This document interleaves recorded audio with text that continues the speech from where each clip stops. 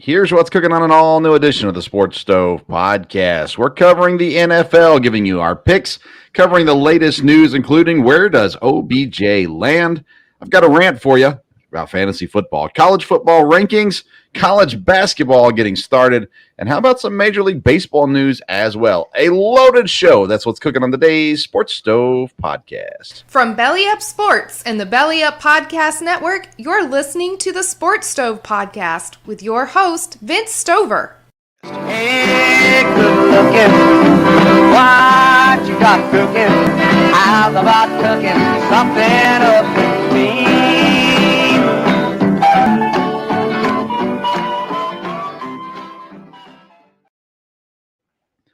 Welcome into an all-new edition of the Sports Stove podcast.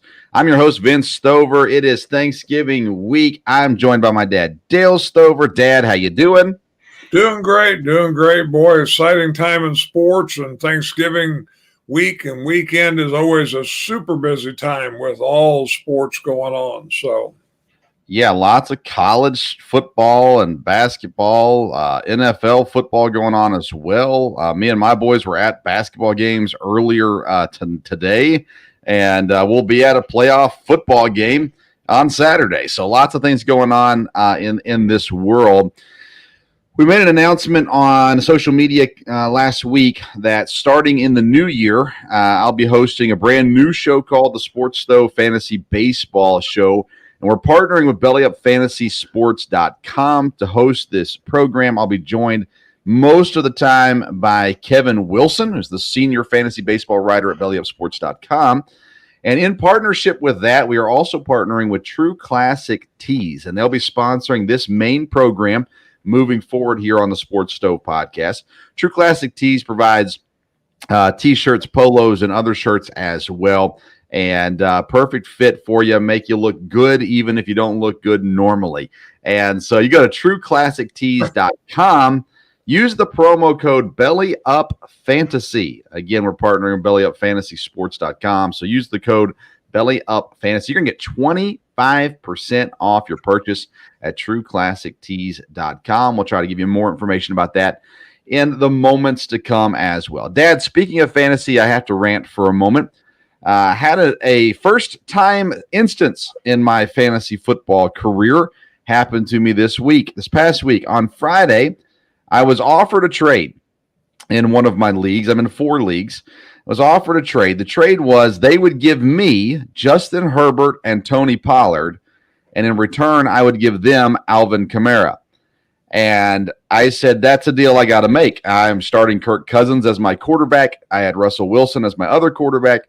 So Justin Herbert was going to be well worth the trade. And then you add Tony Pollard into it too. This was a win trade for me. So I accept the trade on Friday. Now, the trade does not go through, and it was going to clear, I believe, on Tuesday morning. On Monday, I get the email that says, your trade has been vetoed by the league manager. I said, okay, why was it vetoed? And had he said it's an unfair trade, I could have lived with that. But he said, the guy that offered you the trade messaged me and asked me to veto it because his quarterback, Justin Fields, got injured on Sunday, and he was going to be left in a very tough situation. I said, what now? And so I got vetoed my trade because this guy's quarterback got hurt. After 2 days after he offered me the trade, 2 days after the trade was accepted, his quarterback was injured, and he asked the league manager to veto it. The league manager did veto it. So I began to offer trades to everyone else in the league, began to drop players as well in the league, and I have been kicked out of the fantasy football league. No longer in that league, as the league manager did not appreciate my response to my unappreciation of his response. And so here I sit now in 3 fantasy football leagues instead of 4 as a result of this. But I have to admit, I was thrown by this, Dad. I'm the league manager in the leagues that you're in with me. Had I done this, mass chaos, right? I mean, you cannot veto a trade because a guy's quarterback got injured 2 days after the trade was accepted, right? That's right. I mean, as league manager, you have never done anything like this, and we can all appreciate that in the league. So, yeah, I mean, you can't do that. That's what happens. I mean, sometimes you make a trade, and as soon as you make a trade, the guy you get gets hurt. Yeah. Well, that's what happens. So, yeah, that sounds like that was very unfair.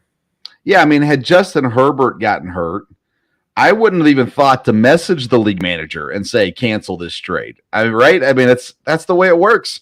You offer a trade, it gets accepted, end of story, unless it's a vastly unbalanced trade and the league vetoes it or whatever. But he didn't ask anybody in the league. He just did it. And I just said, enough of that. I'm not doing this anymore. What's the point? What's the point of playing if you don't have a fair opportunity? So, nonetheless, it's the first time I've ever been kicked out of a fantasy football league, a fantasy league of any kind. And nonetheless, I was a little surprised even to be kicked out. I could understand the frustration with them, especially the league manager. After my trades weren't horrible trades. I was going 1-for-1 with everybody other than the league manager and the guy that reneged on his trade offer. I just offered everybody 1-for-1 on guys, and they were getting the better end of the trades, but it wasn't like I was offering them somebody for nobody. I was just offering them an upgrade to what they had. And anyways, I got booted from the league without any correspondence, by the way. The league manager did not reach out to me or anything like that after the fact. So here we sit, and there's my rant for the day. I feel like I was in the right and was really surprised and disappointed, needless to say, as a league manager myself. I was surprised by the way it all went down and thought I'd share it on here as well. I did already put it on Twitter, so everybody in Twitter world has seen it as well. But enough of fantasy football, Dad. Let's get to the real stuff. I want to start with the NFL news. 2 starting running backs have been cut this week. Melvin Gordon, not Melvin Gordon. Is it Melvin Gordon? Now I'm getting my Gordons. Yes, Melvin Gordon, cut from Denver. Darrell Henderson, cut from the Rams. The starting running back for the Rams gets waived this week. And here we sit now, two running backs on the market. And what exactly happened? I mean, the Rams aren't better by getting rid of Henderson. We know Gordon had some locker room issues and things like that, so I can see it happening. But I'm surprised to see these 2 guys sitting here on the free agent market coming off of this week. Were you surprised to see these things as well? Yes. I mean, again, I know that both of them were backup running backs. Of course, they were starting now because of injuries. But Gordon, of course, is not the running back that he once was. But, yeah, I'm not sure the advantage of cutting him. I'm really probably a lot more surprised by Henderson. Yeah, I was surprised by Henderson as well. Because he had been starting and kind of been the guy there in LA there, especially with Cam Akers not being what he was supposed to be. Now, Darrell Henderson did get claimed by Jacksonville, so he'll head to Jacksonville now to basically replace James Robinson, who they traded to New York earlier in the year. So Darrell Henderson heads to Jacksonville. And is not a free agent. He did get claimed off of waivers there. So, man, I'm just surprised by this. 2 guys that have a history of being successful in the league, and now they both move on somewhere else. I don't know where Gordon ends up, if he ends up anywhere. I mean, I don't have any interest in Gordon on my team, but granted, the team that I cheer for doesn't need running backs. So I guess that might be it as well. So we already know that Henderson's on another team. He's on Jacksonville. Does Melvin Gordon, how quickly does he get signed somewhere? I would think fairly quickly. And again, some of it may have to do with injuries because this time of the year, you're going to have people need running backs. But I would think somebody that, needs a quality running back, as a backup at least, I would think he would. I would think he'd get picked up. Yeah, Kevin, thanks for watching. By the way, Kevin, who will be co-hosting with me the Sports Stove Fantasy Baseball Show next year, he says, "I think the Broncos got fed up with Gordon's fumbling problems." I definitely think that's a big portion of it as well. He's had some issues At the end of the day, I think it goes deeper than that as well, but that's going to add to it. It's going to cause problems. And if you can't hold on to the football, but they're 3-7. I mean, they're not that good of a team anyhow. I'm not sure that cutting him accomplishes that, but it does. I heard that he was playing music in the locker room that had been banned by the team because it was Russell Wilson's wife's ex-husband and different things like that too. So I think there were issues going on in Denver, needless to say. How about a quarterback situation? Carolina Panthers starting Sam Darnold this week, third quarterback in 3 weeks. Baker Mayfield got a shot at it. Of course, PJ injured, which gave Baker the opportunity. Panthers, they have no interest in winning any football games, right? I mean, they need to lose so that they can get their quarterback of the future. So why not play Sam Darnold? Am I wrong? No, I think that's right. I think, Carolina, one of the teams for sure that would be looking to get a quarterback. And, even though their division's not good, they're not going to be competing for the division. So I think you're right on that. The worst teams in the league right now. Houston needs a quarterback. Davis Mills has shown he can't be an elite quarterback in this league. He's going to be a solid backup for sure. He's not going to be the guy in Houston. So they need a quarterback. They're sitting at number 1 right now. The Rams, do they need a quarterback? Sure, the future, but I don't think they'll end up being in the top 2. They'll probably end up going defense in the draft. Carolina needs a quarterback. They're 3-8. Chicago 3-8. I don't think they need a quarterback. Do you think Chicago needs a quarterback? No, I think they're fine. I think as far as quarterback is concerned, I don't believe he's a problem. Jacksonville's 3-7. They don't need a quarterback. Cleveland, Pittsburgh, both 3-7. I don't think Pittsburgh's going to draft another quarterback next year, so I think that moves on.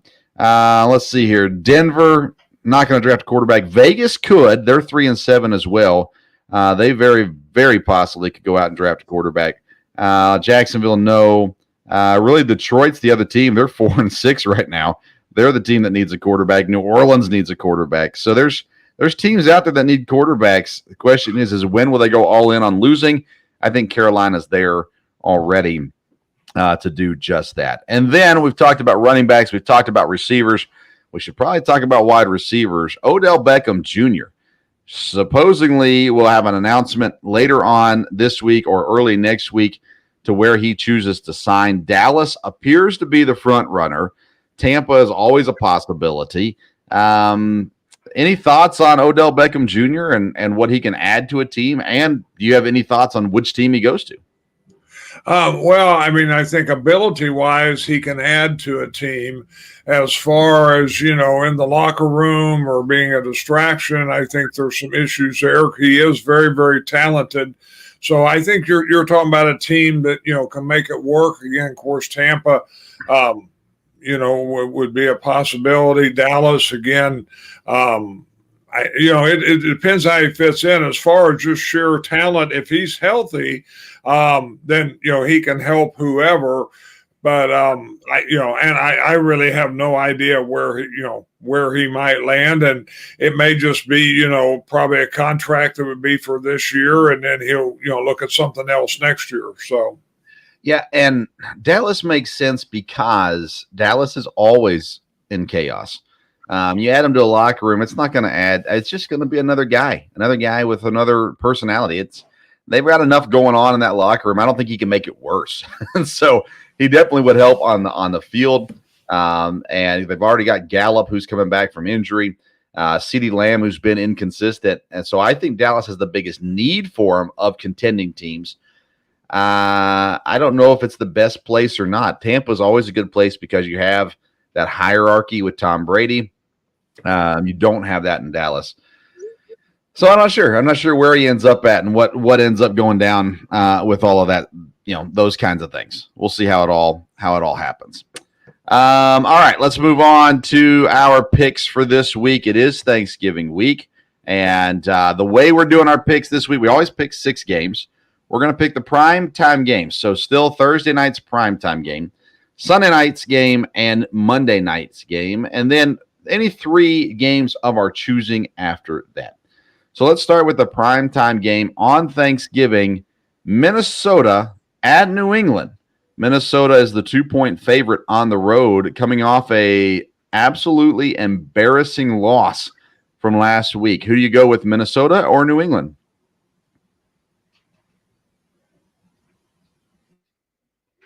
Well, maybe I've lost him. Are you there, Dan? All right, so Dad is frozen for the moment. We'll get him back in just a minute. I'm curious to see where he goes with this because Dad is a Minnesota hater. And last week he actually picked Minnesota against Dallas, and and it did go well for him. And of course, he's also a Dallas hater as well. And so I'm interested to see where he goes. I'm shooting him a text right now and see if we can get him on another way. We'll see how it all shakes out. Hey, Kevin's still watching with us here. He says, anything the Broncos can do to improve the Seahawks draft position, I'm in favor of. That's true. These trades are interesting. We're going to talk about this in the coming weeks, probably as we get closer to the playoffs and the end of the season when we know where these picks are going to end up at. But I'm interested to see that too. There's a lot of teams that are hoping for other guys. Detroit's one of these teams where they're going to end up in a better draft position than the team that they traded with before. And they're going to get 2 decent draft picks and maybe package them together to move up and get the quarterback that they want.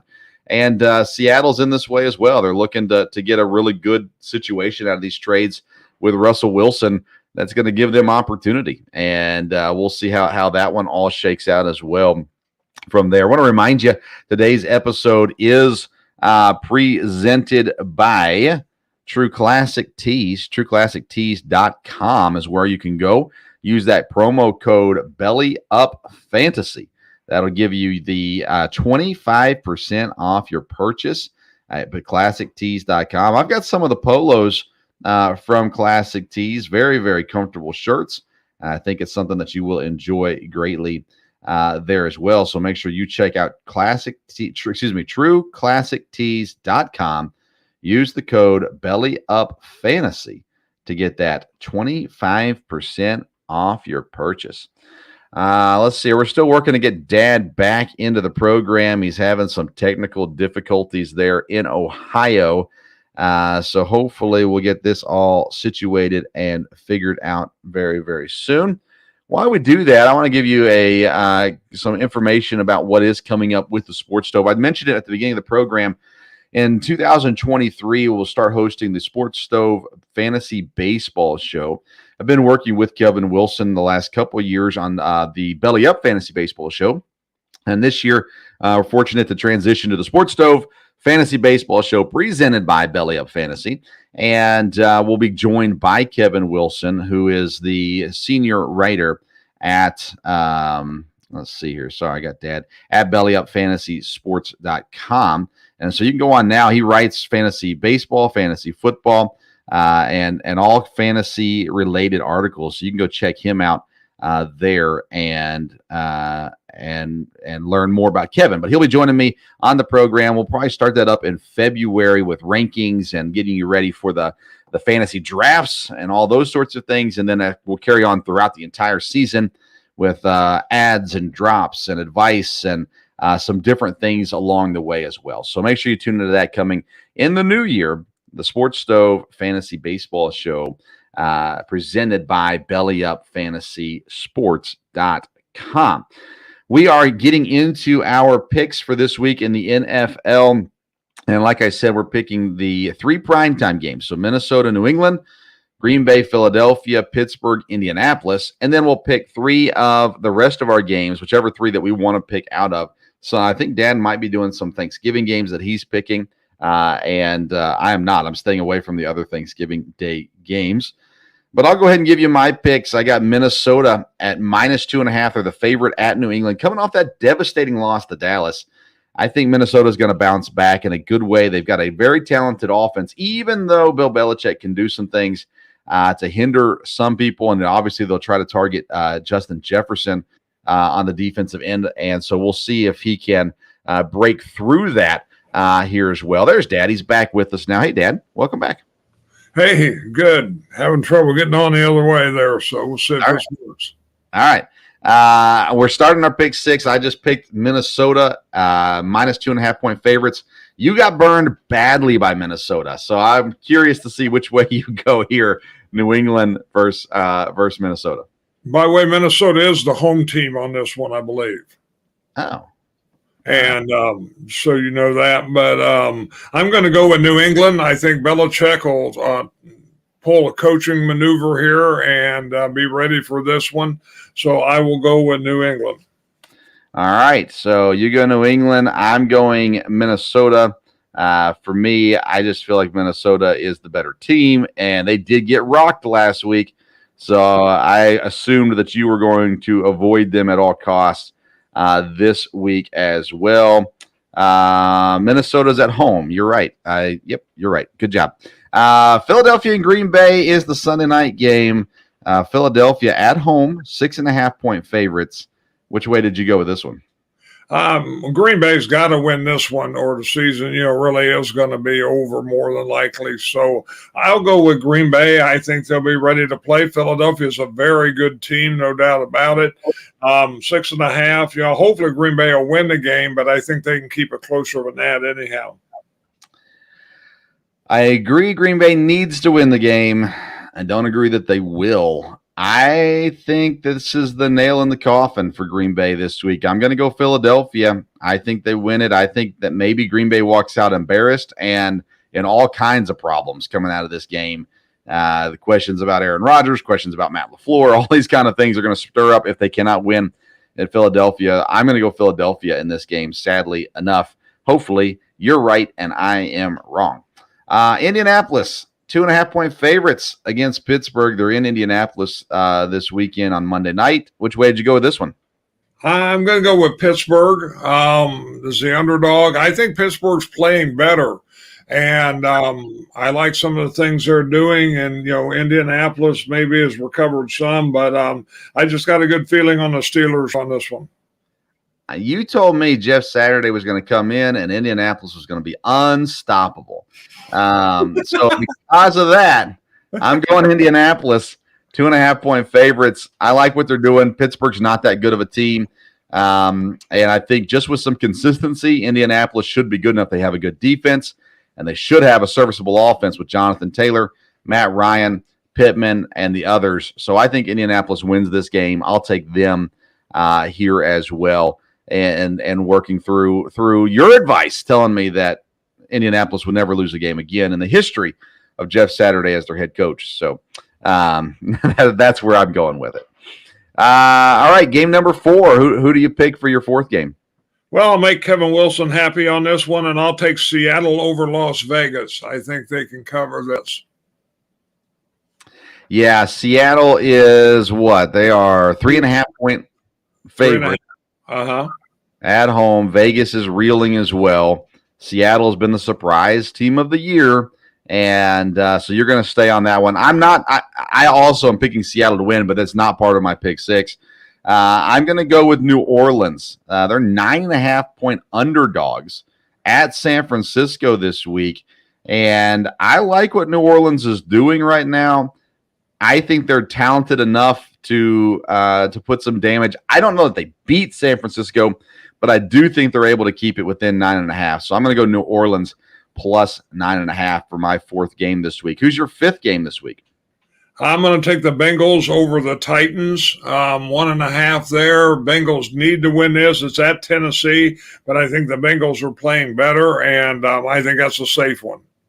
Yeah, I agree. I didn't put this in my pick 6. I also picked Cincinnati, but I'm not in my pick 6. I think that's a pretty safe one. I think Cincinnati's a very, very good team, and I don't think Tennessee is. Even though they're 7-3, I just don't ever watch a Titans game and go, man, that team's amazing. So I think Cincinnati's the better team. I think they win. I'll stay within that division, though, Dad. I'll go Baltimore. They're minus 3.5-point favorites on the road in Jacksonville. Both of us like what Baltimore's doing right now. I think that they're finding their stride, and I think 3.5 in Jacksonville is a pretty safe bet. So I'm going to go Baltimore as a minus 3.5-point favorites. Your sixth game. We will go Jets. I think they'll be able to handle the Bears. Who you think that? What's the quarterback's name? White is starting the game. Zach Wilson. We didn't talk about Zach Wilson. Zach Wilson not only has been benched, he's not even dressing for this game. They're going to start White at quarterback. Flacco's the backup against the Chicago team that has been playing a lot better. It's not in my pick six, but I'll go opposite of you on that one. I think Chicago is going to take this one. New York is a mess right now, and I don't think White is the answer in New York. So I think Chicago pushes this one. If they lose, it's like a last-second field goal kind of situation. But I love what Justin Fields is doing. My last game, though, is I'm going to go with Russell Wilson and the Denver Broncos. -2.5 at Carolina. Pretty much the rest of the season, I'm picking against Houston and against Carolina. So this one was easy enough for me. 2.5 points for Denver. They got rid of some of that negativity out of their locker room this week. And so I think that's where I'm going to go with it, is Denver -2.5. There you go, Dad. You did make Kevin Wilson happy. Yay, Vince's dad. So there you go. He is pleased with that pick. But he also said he thinks the Packers season is done. But I didn't put that up there earlier for you. So, but hey, you made him happy nonetheless. Let's talk through some of these other games, Dad. I'm surprised you didn't go with any of the other Thanksgiving games. Buffalo at Detroit. Basically, it's Buffalo West, I guess, because they played in Detroit last week as well. -9.5 point favorites on the road against Detroit. Buffalo 7-3. Detroit plays hard. They're not great, and they need to start losing to get their quarterback of the future. Which way do you like Buffalo Detroit? I think Buffalo will win. I just wasn't sure with that many points to pick them. But, yeah, Buffalo should win. And again, it's Detroit on Thanksgiving, so you never know. But Buffalo, if they're going to be what they need to be here and they're getting ready for the playoffs, they need to look good, and they should. Division game, New York Giants travel to Dallas on Thanksgiving. Dallas 9.5 point favorites as well. I'm going to lean with the Giants on this one. Not saying that they win necessarily. I tried to tell you last week with the Giants, they've won a lot of games, but it has not been pretty. And they're not going to win pretty games. Thanksgiving's an interesting day. Dallas, this is a battle here to stay towards the top and in contention in the East. I think Dallas is the better team, but I don't think New York loses by double digits. So I went ahead and picked New York as far as covering goes. I know you've not said a good thing about Dallas yet this year, and you picked against them last week, and it burned you. But which way do you go with Dallas and New York this week? I'd agree with you about the Giants. I almost picked this one for my pick six. Again, it's at home. And, of course, Dallas, a big game last week. But I think Dallas has really been up and down, and Giants have played better. And, again, this is a division game. So I think Giants have a good chance to come out on this one. A game I have no interest in watching, Washington and Atlanta. Washington at home, the 4.5 point favorites. I lean towards Washington in this one because I think Atlanta is really not that good, although Cordero Patterson is back and getting healthier each week, so maybe that helps them. I lean Washington. How about you, Washington or Atlanta?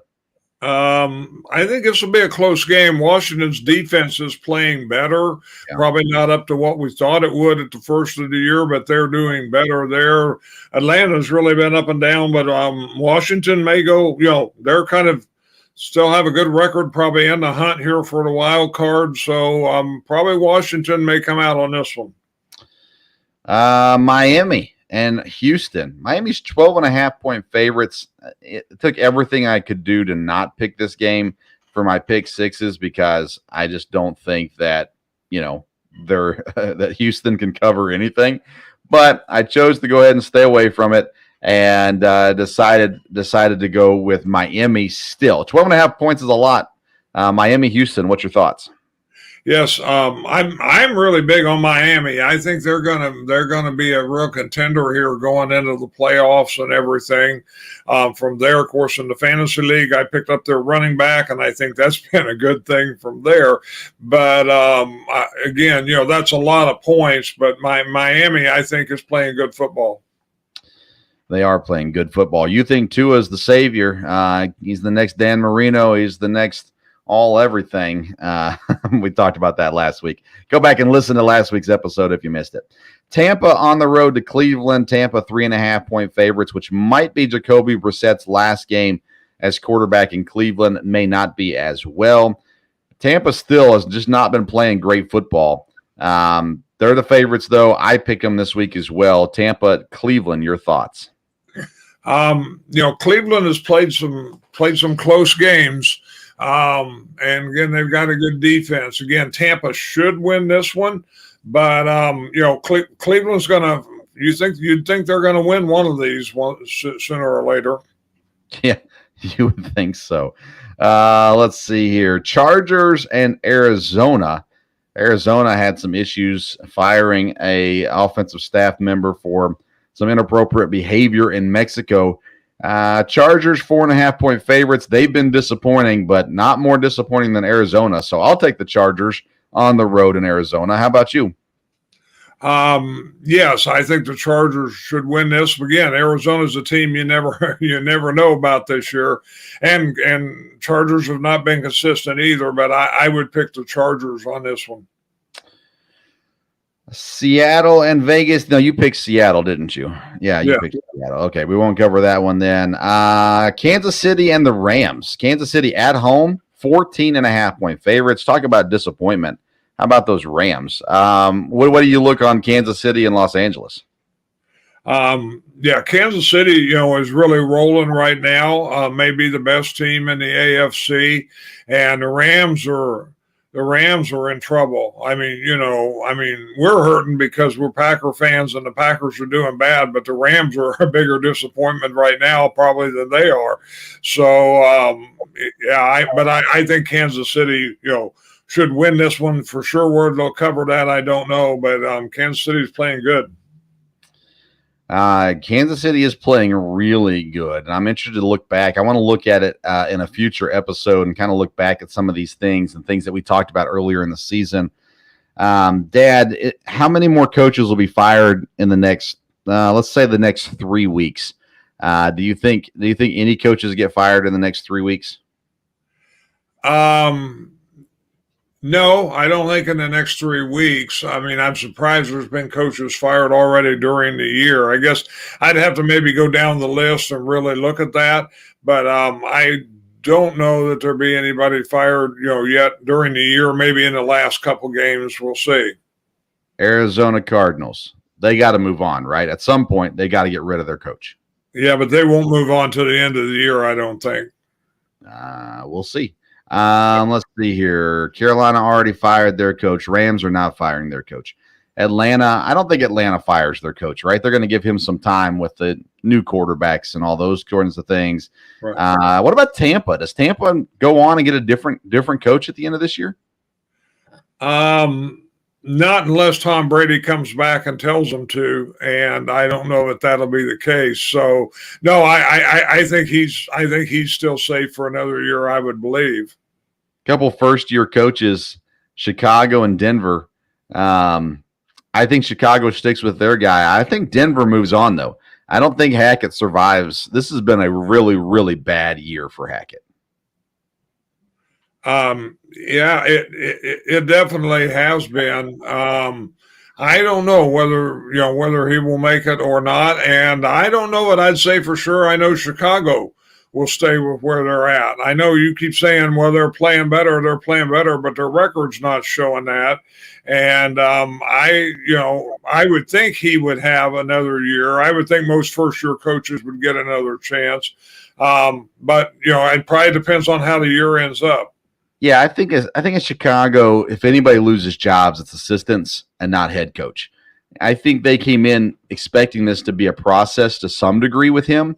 And since he's more defensively minded than offensively minded, and the offense is what needs to look better, I think that's where you could have issues at if they make changes in Chicago. What about Vegas? We're both, I think, feel pretty confident Vegas has to do something different next year as well. You didn't like the hire to begin with, but something's got to change in Vegas. Yes, and now Vegas could be one that could change before the end of the year, because if it's not doing well, and if it really goes downhill, you've already got players that aren't doing well with it and everything. So I could see that one maybe changing before the end of the year. And I mean, unless they go on a 6-game winning streak, I don't see any way he can be back. I've heard the rumor Sean Payton to the LA Chargers after this season is over. That'd be a phenomenal get for the Chargers. They continue to disappoint. They've got an elite quarterback. Things should be going better there. That would be a great hire. I don't know if they can't get Payton, but I think the Chargers need to move on no matter what. What about Houston? They couldn't hire a coach this offseason. They end up with Lovie Smith because nobody else would take the job. Do they stick with Lovie, or do they go out and try to get somebody younger, more innovative? I think they'll stick with him right now, but we'll see. How that goes. So, but I think they would stick with him. Yeah, I agree. I agree with you there as well. We'll talk more about that as the offseason gets closer and those sorts of things as well. Anything else NFL-wise we need to talk about?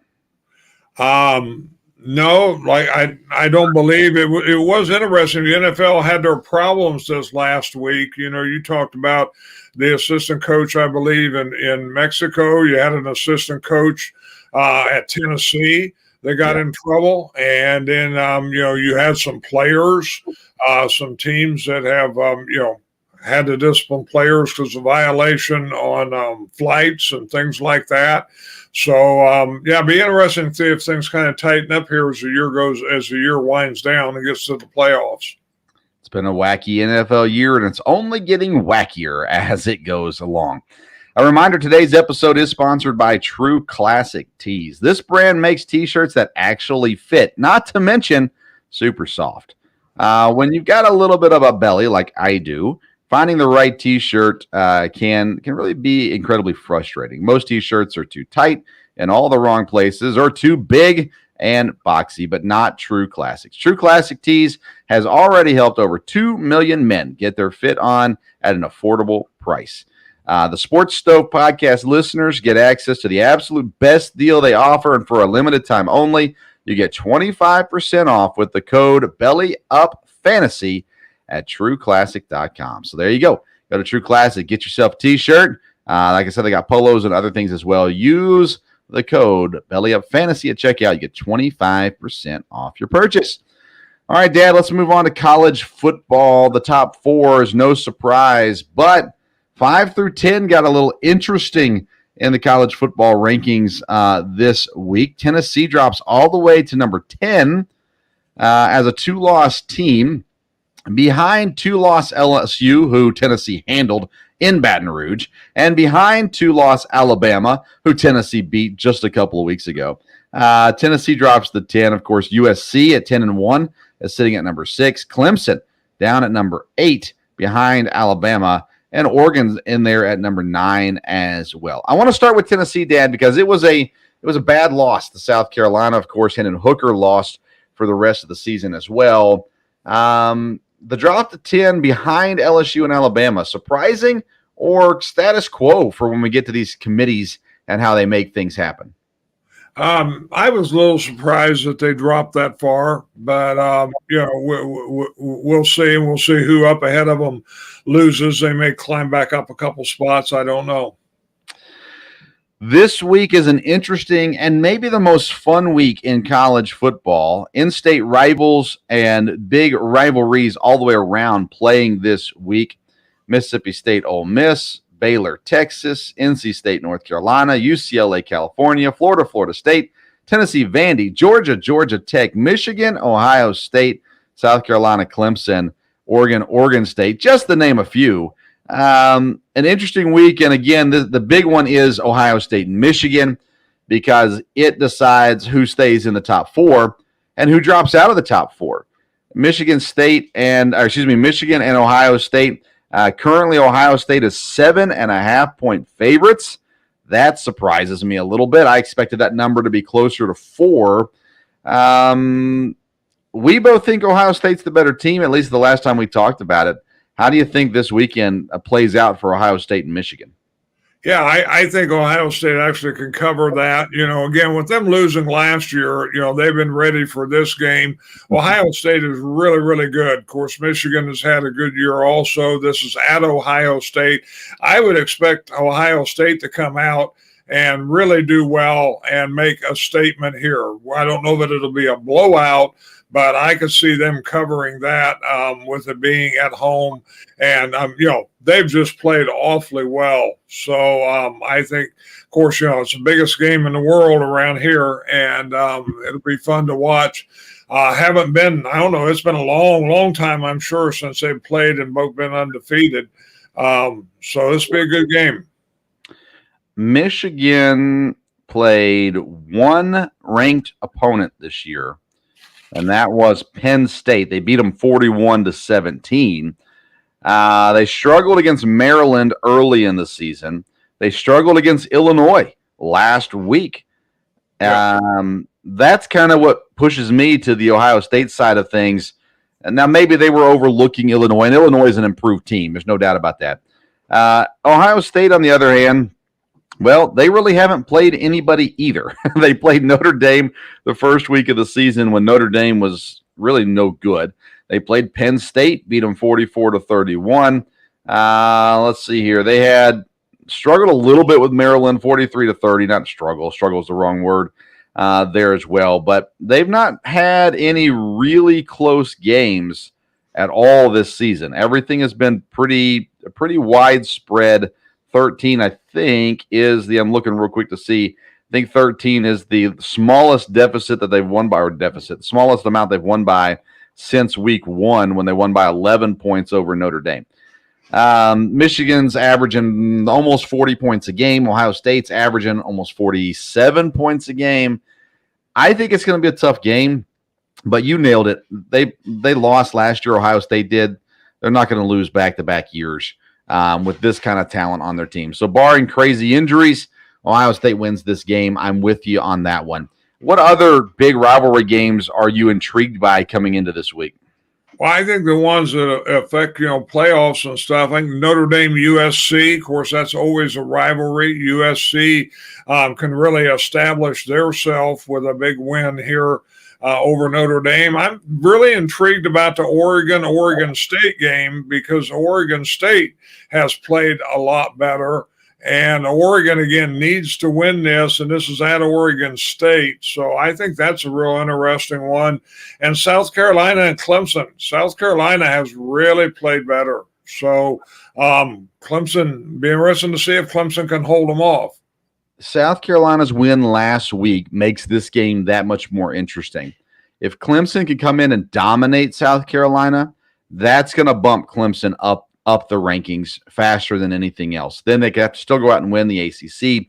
But I think if they can come in and handle South Carolina, I think they jump up the 6th or 5th this week, depending on how the other games go, of course, as well. How about Lane Kiffin? Is this his last game, regular season game at Ole Miss? I mean, you never know about Lane Kiffin. I have no idea. I mean, he's in the SEC again, and, he's developed a good program there at Ole Miss. I think it would just have to do with, what kind of jobs he's offered and where he could go. At some point he will move, but I don't know if this will be the year or not. Depends who's trying to get him.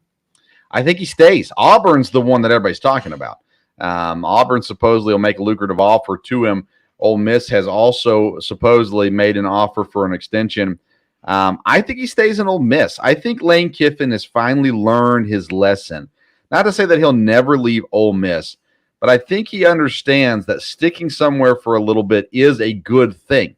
And he fits in well at Ole Miss. They let him do his thing. He does whatever he wants, and they leave him alone from everything I can see. So I think he stays at Ole Miss unless there's an offer out there that's just that much better than what Ole Miss can offer. But I think Ole Miss wants to keep him. I think they'll do everything they can to keep him as well. Any other thoughts college football related? No, I think that's a real optimistic comment about Lane Kiffin learning his lesson. Sure. I don't know if that's the case, but I do think he'll probably stay at Ole Miss there. So, yeah, this be an exciting. It's always an exciting weekend in college football with all the rivalries, and you never know when an upset can happen. Well, let's talk a little college basketball. They announced the destinations for the Final Fours in the several years to come. One of them that stuck out, though, was Las Vegas. First time ever for Vegas to get an opportunity to host the Final Four. It'll be in the year 2028. Of course, everything sports related is going more and more towards Vegas, whether it be professional sports like hockey and football, or whether it be just the fact that gambling has opened up across so many different areas as well. But they will host the 2028 Final Four. And the question is by 2028, will Louisville have recovered from their fall from grace? Oh, my goodness. Louisville, as we record this, they're down by 5 to Cincinnati in the start of the second half. So that's probably as good as it's looked for them in quite some time. They're 0-5 so far on the season, with losses coming to Bellarmine, Wright State, Appalachian State. Arkansas, they lost by 26. And then Texas Tech, they only scored 38 points. They lose by 32 points. Listen, I like Kenny Payne. I think things, if they'll be patient with him, I think he can get things respectable even by the end of the season. But that is an incredibly bad start by what has been a very good basketball program over the years, even championships relatively recently. What's going on, and can Louisville recover from it? Well, like I said, that's that's shocking for a program with the history that Louisville has, and I'm sure extremely hard on the fans. And I'm sure where you're at in Lexington, everybody's smiling pretty big there. I know I had a good friend back in Tennessee that was from Kentucky, and he said there was nothing like beating Louisville, and so.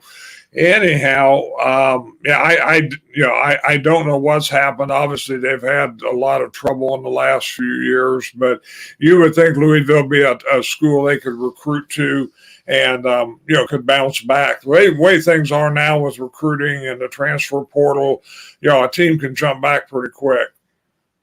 They can. The only thing is that the transfer portal is effective for teams that aren't stinky, and Louisville's stinky right now.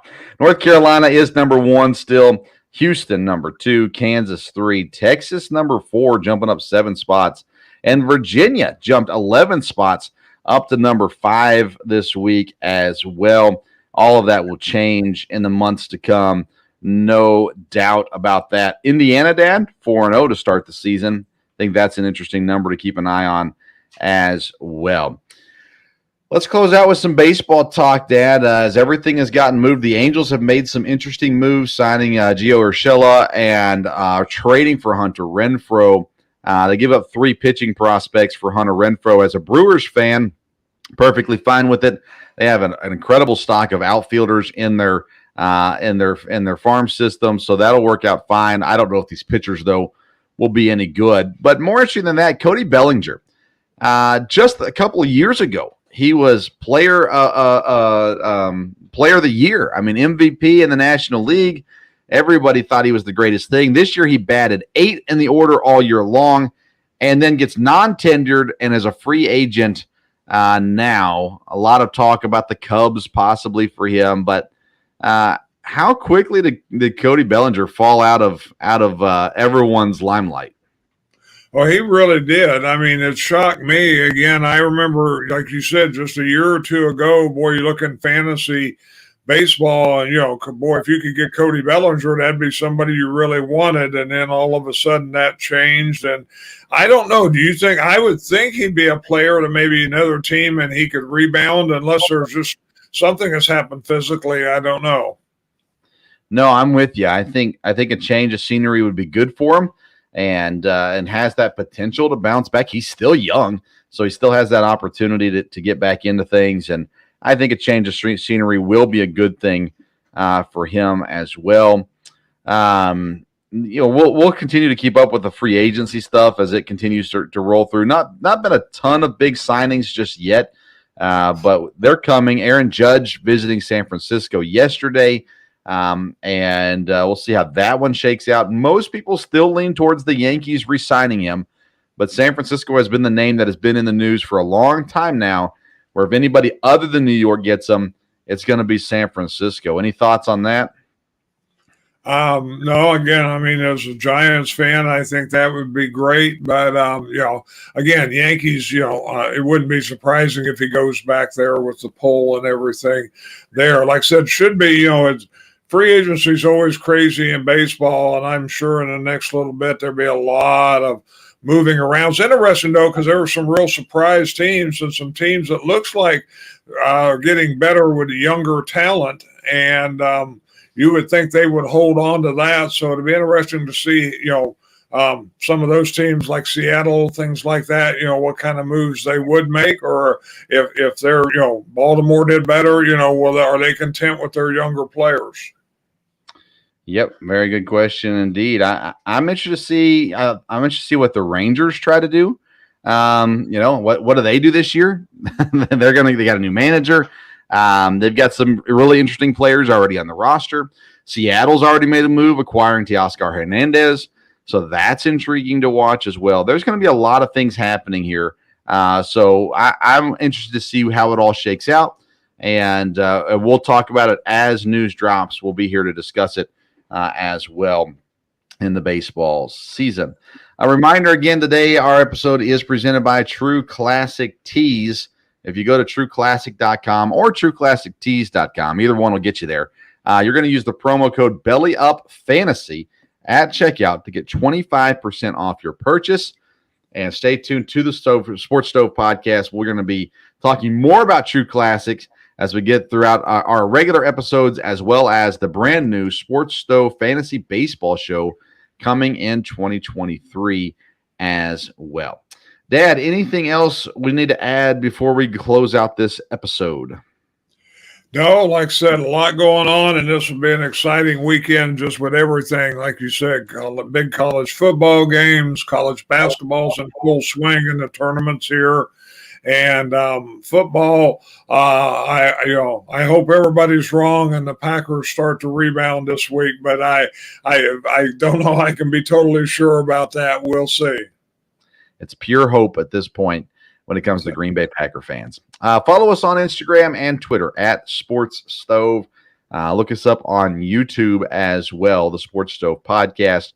Obviously, you can get the podcast anywhere you get podcasts. So if you're listening to us on the podcast version right now, the audio version, go check us out on YouTube and subscribe there. If you're watching us on YouTube, hey, go check out the podcast. Lots of things going on there with our local hour that goes on. And again, in the new year, we'll be adding the Fantasy Baseball Show as well to the lineup each week. So thank you so much for tuning in today. Happy Thanksgiving, everybody. Hope you get to enjoy some time with family and friends throughout the weekend as well. Visit trueclassictees.com, promo code BELLYUPFANTASY. Thank you for tuning in. Until next time, we'll see you around the sport.